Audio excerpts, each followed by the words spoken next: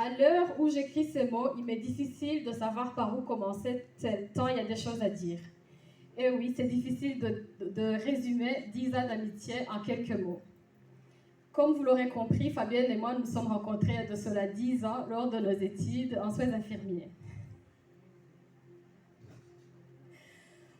Nos caractères discrets et nos situations familiales similaires à l'époque ont fait que nous sommes rapprochés tout de suite et une longue amitié a commencé. C'est ainsi que nous avons rejoint l'église ICC aussi quasi en même temps et que depuis on se soutient mutuellement dans notre marche avec le Seigneur. Et là arrive le chapitre Vivian. Donc, quand Fabienne m'a parlé de Vivian, j'ai eu d'abord des appréhensions. En bonne amie, je priais pour qu'elle rencontre vraiment la personne pour qui Dieu l'avait créée. Donc, arrive le jour où j'ai rencontré Vivian. Mes doutes se sont dissipés car j'ai vu un jeune homme calme, attentionné envers Vivian, Noah et toute la famille. Un jeune homme qui est affectif et qui est attentif aux besoins de Fabienne et surtout qui amène Fabienne beaucoup plus proche de Dieu. Donc, comme on m'a demandé de présenter Fabienne, si je dois présenter Fabienne, je dirais que c'est une jeune femme qui a la tête sur ses épaules, d'une grande maturité malgré son jeune âge, une jeune femme qui inspire le respect et l'admiration de sa famille, de ses proches, de ses amis et aussi de ses collègues. Fabienne, elle est douce, elle est réfléchie. Bref, Fabienne, c'est la sage femme dont parle la Bible dans Proverbes chapitre 14.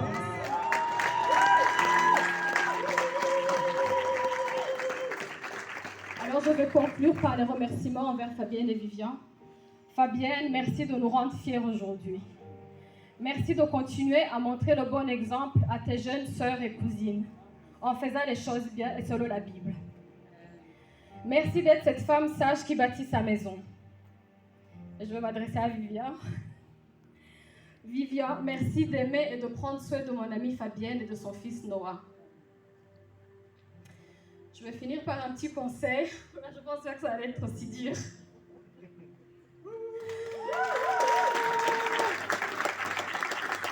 Donc je vous dirais que dans votre mariage, je vous donnerai un conseil. Soyez unis l'un à l'autre à tous les niveaux. Mais surtout, soyez unis avec Dieu, car si lui ne bâtit pas la maison, ceux qui la bâtissent en vain. Respectez et faites respecter l'institution divine qui est le mariage autour de vous, en vous aimant mutuellement et inconditionnellement. Je vous souhaite tout le bonheur du monde. Amen, amen, amen. Gloire à Dieu. Merci Francine. Et nous allons maintenant accueillir pour le marié Xavier Fouleringer. Sous vos acclamations pour le Seigneur.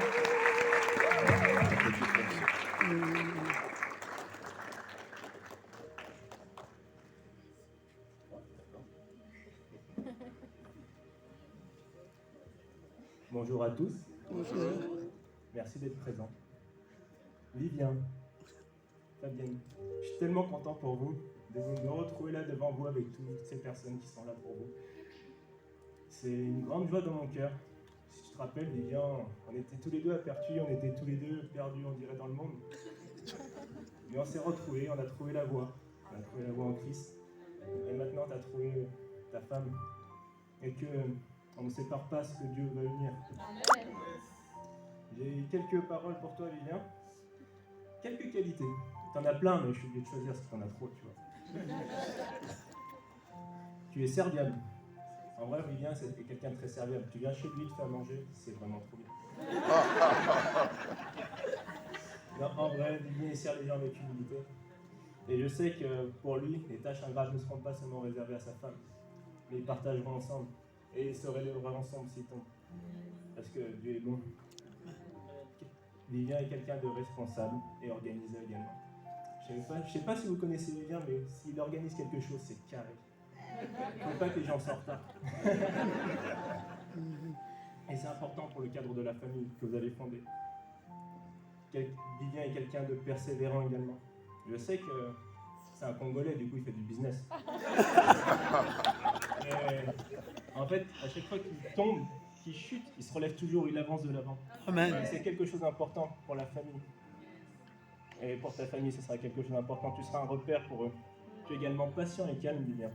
Tu sais, quand les gens t'embêtent, tu restes stoïque, je sais pas comment tu fais, tu bouges pas. Tu as une maîtrise de soi qui m'impressionne. Amen. Et également, dernier point, c'est ton engagement pour Dieu. Ces derniers temps, Vivien, tu as fait un pas de foi envers Dieu et j'ai vu le feu en toi. Et je sais que ce feu, tu vas l'emmener dans ta famille. Fabienne, tu as de la chance. Prends soin de ton mari prendra soin de toi aussi. Je voudrais donner une dernière définition de l'amour. Quoi de mieux que prendre la définition que la Bible donne? Alors la Bible dit que l'amour